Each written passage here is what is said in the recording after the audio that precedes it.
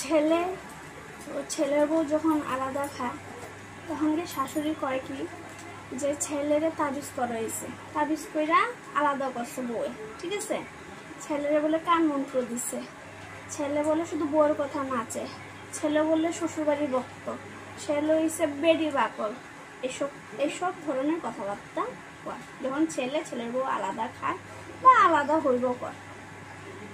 Same জিনিসটা যখন নিজের মেয়ের জামাই আলাদা খায় তখন তো কি কয় জানো, মেয়ের মা কয় কি শাশুড়ি ভালো না, শাশুড়ি শয়তান, শাশুড়ি শুধু ঘর ভাঙতে চায়, শাশুড়ি শুধু ছেলে মেয়ের জামাইয়ের মধ্যে ঝগড়া লাগায়, শাশুড়ি মেয়েটার সুখে থাকতে দেয় না, শাশুড়ি শুধু মেয়েটাকে দিয়ে কাম করায়, এই কারণে মেয়ে আলাদা হয়েছে।